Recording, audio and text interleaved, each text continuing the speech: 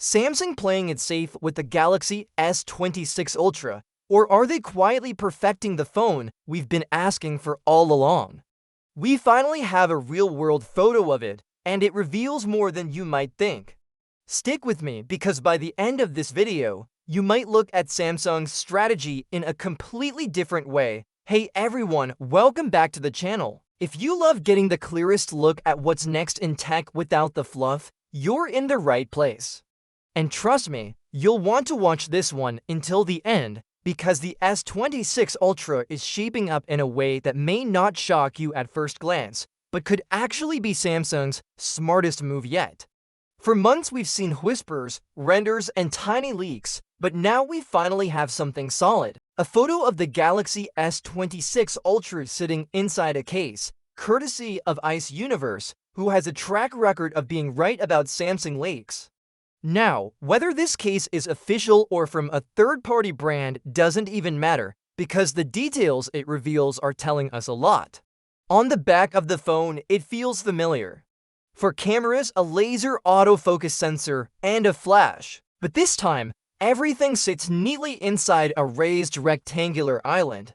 If you remember the floating lens design from previous years, Samsung seems to be stepping away from that. Instead, they're unifying everything into one clean block. It's not shocking, but it feels deliberate, like Samsung is saying, "We know what works, let's polish it." The case itself has a transparent back, which means you can show off the actual color of the phone, while the black rubberized sides add grip and protection. There's even a cutout for a lanyard, which is unusual for a high-end phone, but could be a nice touch for people who want extra security with such an expensive device. Look closely at the shape of the phone, though.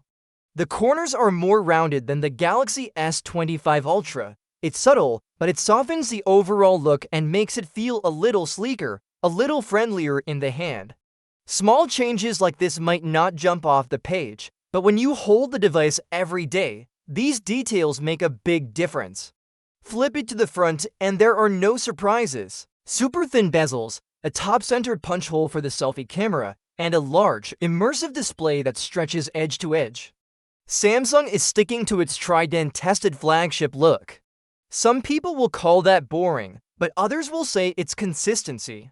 And that's where the real question comes in. Is Samsung playing it to safe? Or are these small refinements exactly what a flagship in 2026 needs to be? Think about it, the S25 Ultra was already a powerhouse. Top-tier cameras, stunning display, reliable performance, S Pen support. So maybe the S26 Ultra doesn't need to shock us. Maybe it just needs to feel better in the hand, last longer in the day, and capture sharper photos at night. But the competition isn't sleeping. Apple's iPhone 17 Pro is out, and it's already turning heads with its premium design and ecosystem advantages. Other brands are bringing crazy fast charging speeds and bold experiments with foldables or extreme zoom cameras. In that context, Samsung's strategy looks conservative. Instead of chasing headlines, they're doubling down on refinement and reliability. There's a risk, of course, in a world where flashy features grab attention, subtle upgrades don't make waves. They don't scream for the spotlight, but sometimes they don't have to. Because when you actually live with the phone, the whispers matter more than the shouts. The smoother curve of a corner, the balance in your hand, the camera that nails a tricky low-light shot without making you think twice. That's why I think Samsung knows what it's doing. They're betting that longtime Ultra fans don't need to be wowed with gimmicks. They need a phone that feels even more natural, more reliable, more premium in all the small ways that add up.